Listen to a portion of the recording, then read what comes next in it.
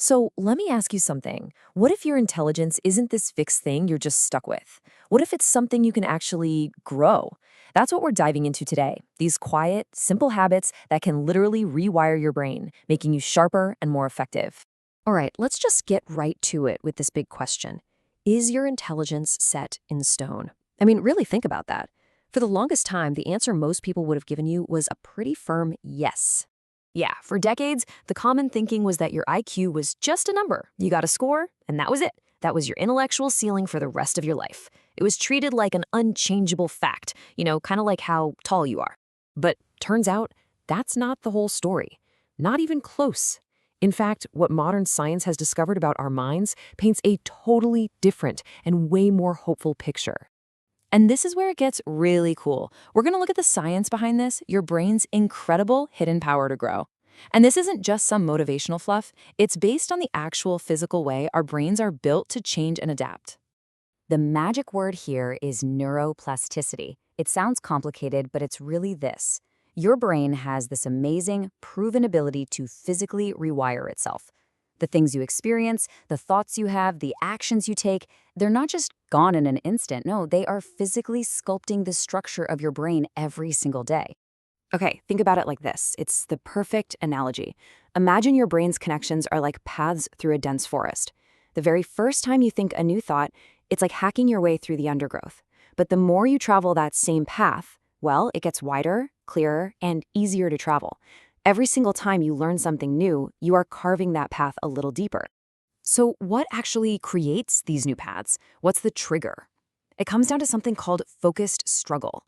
And this, right here, is the absolute key. It's that feeling of effort, that moment you're really wrestling with a tough idea or a tricky problem, that mental strain, that's the signal.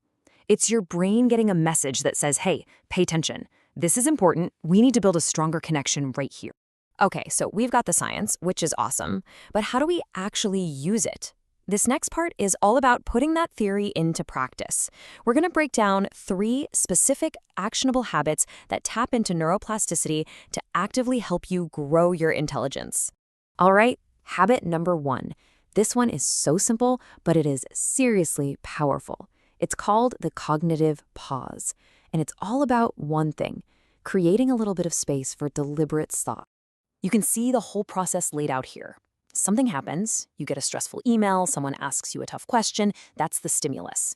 In your brain, well, it has an immediate impulse, right? A gut reaction.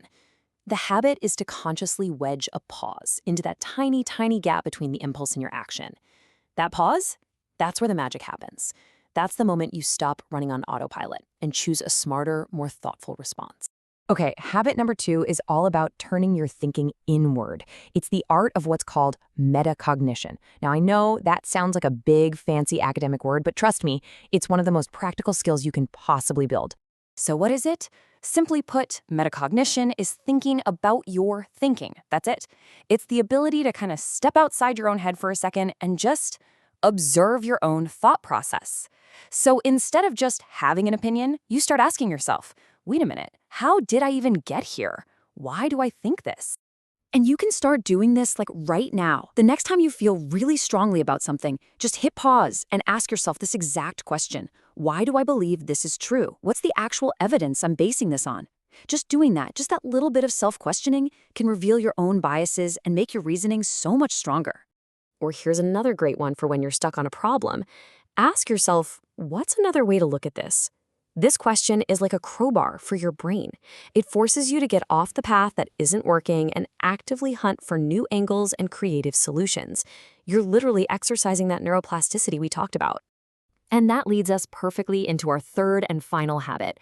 This one is a very specific activity that directly targets and strengthens your verbal reasoning, choosing to read difficult things. Yeah, look at this contrast. It says it all. Reading something easy is comfortable, right?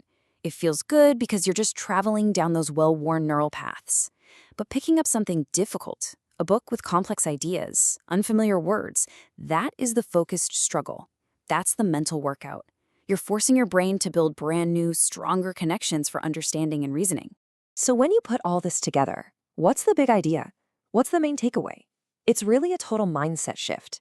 It's about stopping to think of intelligence as this thing you have and starting to see it as something you do. It's a practice. So let's just nail down those key takeaways. 1. Your intelligence is not a fixed score carved in stone. 2. It's actually a set of quiet, trainable habits. And 3. The real engine for all of this growth, it always comes down to focused struggle. When you really get this, you realize the goal isn't to just walk around feeling smart. The whole shift is moving away from that idea. It's not about being smart. It's about the humble, daily, quiet process of getting smarter, one little challenge at a time. It's a journey, not a destination. And that really just leaves us with one last question to take with you, a really powerful one. Now that you know that struggle is actually the doorway to growth, what are you going to choose to struggle with today?